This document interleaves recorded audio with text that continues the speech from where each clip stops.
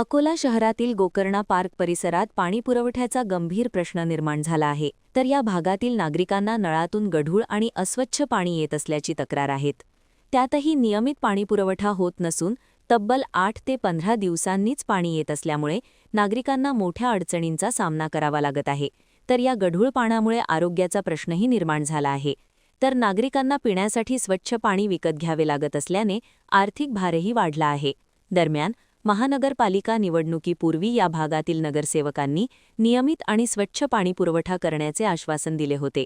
मात्र निवडणुकीनंतरही परिस्थितीत कोणताही बदल झाला नसल्याने गोकर्णा प्लॉटमधील नागरिकांमध्ये तीव्र नाराजी व्यक्त केली जात आहे।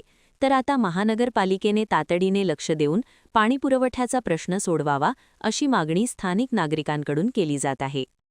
गोकर्णा पार्क आहे अन्नपूर्णा माता मंदिराच्या मागे।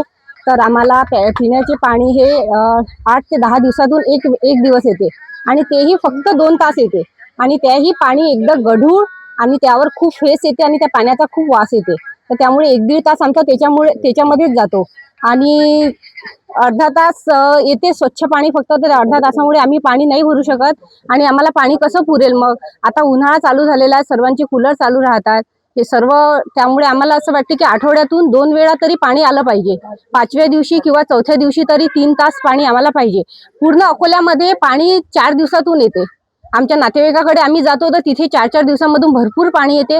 आम्हाला पाणी बिलकुल येत नाही। त्यामुळे आमची अशी अपेक्षा आहे की आम्हाला 4थ्या दिवशी किंवा जास्तीत जास्त 5व्या दिवशी नळ यावे आणि तेही 3 तास। आमची कॉलनी भरपूर मोठी आहे, जवळपास 500 ते 600 लोक राहतात आणि सुरुवातीला जशी चालू होते काळेनगर पासून तर सुरुवातीला भरपूर पाणी येते आणि जसं इकडे अन्नपूर्णा माते मंदिराची इकडे संपत जाते कॉलनी, तिकडे शेवटी 15 ते 20 मिनिटं नळ येतात फक्त।